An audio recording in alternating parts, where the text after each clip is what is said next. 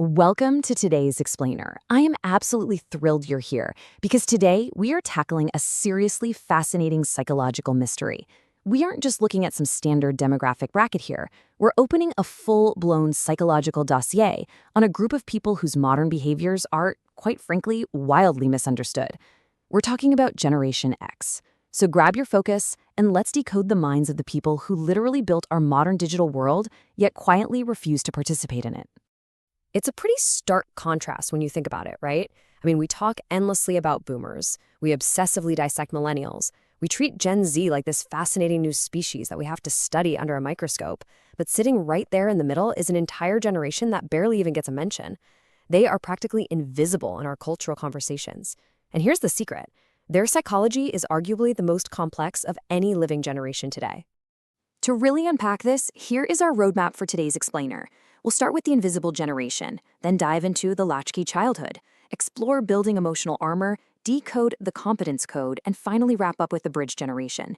Basically, we are going to trace their modern adult behaviors straight back to the incredibly unique historical crucible of their upbringing. All right, Section 1, the invisible generation, the middle child. So who exactly are we looking at here? Generation X encompasses anyone born roughly between 1965 and 1980. You know exactly who they are. These are your older coworkers who just put their heads down, do the work, and never complain. They're the parents who sometimes seem, well, oddly detached. They are the people who built the internet from the ground up, yet they're the exact same ones who flat out refuse to post pictures of their breakfast on it. To figure out why they operate this way, we really have to travel back in time. Moving to Section 2, the latchkey childhood, the 1970s crucible. Because to understand the adult, you absolutely have to look at the environment that forged the child. Picture this for a second. It's 1978. You're 8 years old. You come home from school to a completely empty, completely analog house because both of your parents are still at work. There are no smartphones. There are no Ring cameras to alert your mom that you got inside safely. You just let yourself in, make a snack, and you wait. And consider the sheer staggering scale of this phenomenon. According to a 1984 study in the American Journal of Orthopsychiatry, approximately 7 million kids between the ages of 5 and 13 were regularly unsupervised after school. 7 million. That is an entire generation learning very early on that you simply can't always count on someone being there to catch you. Now, psychologists actually have a term for this kind of empty house setup. It's called a high contingency environment. And this wasn't just about building self-reliance.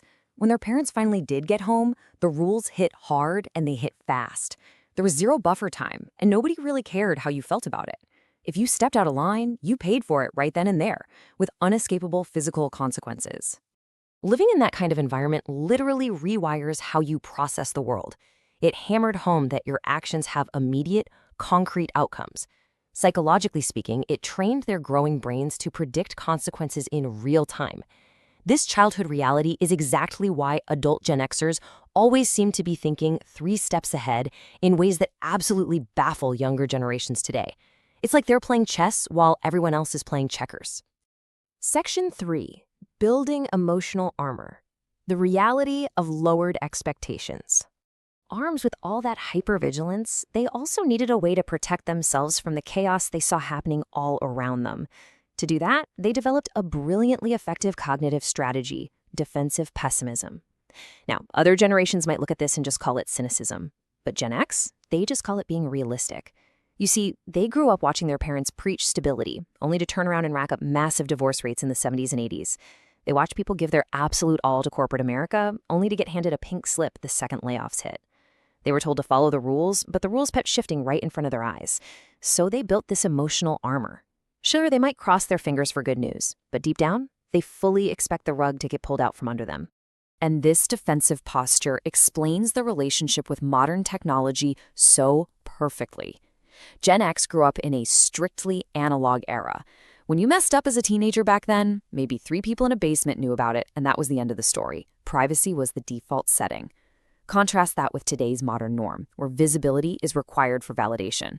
We're talking viral videos and constant oversharing. To a Gen Xer, blasting your personal life out to thousands of strangers on the internet doesn't feel exciting or validating. It feels inherently, dangerously risky. Which brings us to what is basically the ultimate Gen X mantra. The less people know about you, the safer you are. This is exactly why you'll notice so many of them have little to no social media presence. They heavily prefer to use irony and distance as a protective shield. They'll crack a joke, keep things at arm's length, and laugh off the pain way before it ever gets a chance to sting them. And if you want a perfect illustration of where that protective distance originated, just look at the Cold War. At school, these kids were literally doing duck and cover drills under tiny wooden desks to prepare for a nuclear bomb, while the adults in their lives were simultaneously insisting that everything was going to be completely fine. When you were taught to hold two violently clashing ideas at once, that the world might literally end, but hey, don't worry about it, you learned to keep a very healthy distance from everything, just in case.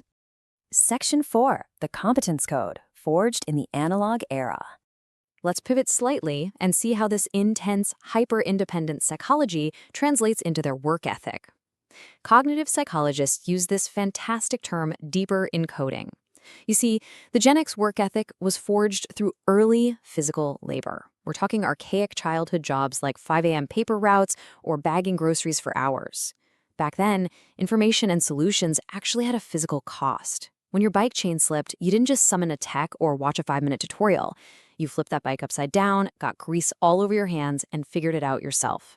And because it took real physical effort, the knowledge became permanently integrated into their memory. I mean, seriously, think about the sheer amount of steps required to acquire basic information before the internet. Step 1, actually leave your house and go to the library. Step 2, hunt through those massive, complicated wooden card catalog drawers. Step 3, roam the aisles to locate a single physical book. Information required time, it required sweat, and that physical cost bred a deep mechanical intuition and this unshakable belief that with enough patience, you can master literally any problem. Because of this intense reliance on actual skill over abstract theory, they live by one ultimate professional rule: respect competence, not titles. Gen X has absolutely zero patience for someone parading around with a fancy title who doesn't actually know what they're doing.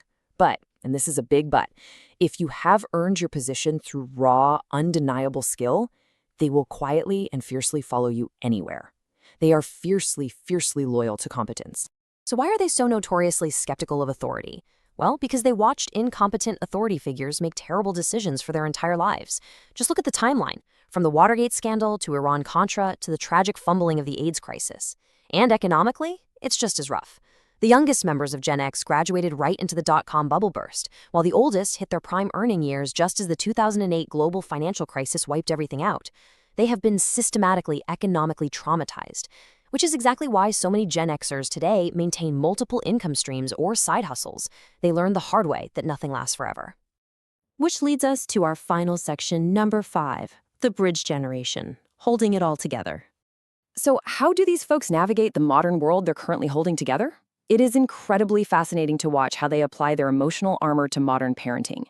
Remember, in their worldview, being visible means being vulnerable. Because of their own latchkey past, they often try to give their kids the constant supervision and safety they never had, but it causes them deep anxiety. They watch the rise of modern helicopter parenting and constant social media documentation, and they secretly worry that they are making their children too soft, too dependent, and way too visible in a hyper-connected world. When you step back and summarize the defining traits of this group, a very clear picture emerges. They truly understand what it means to just be alone with their thoughts. They know how to solve problems without instantly Googling the answer. They quietly hold their families and their workplaces together, and, true to form, they expect absolutely nothing in return. They are the ultimate bridge. They might just be the last group of humans to truly understand the dying analog world while actively being the very ones who built the digital one we live in right now. Which leaves us with this final, genuinely profound question to chew on. As Gen X quietly bridges the gap between the analog past and our hyper-visible future, what happens to our society when the architects of that bridge are gone? It is definitely something to think about the next time you see that quiet coworker getting the job done without a single complaint. Thank you so much for joining me for this explainer. Keep learning, keep questioning, and I will see you. Welcome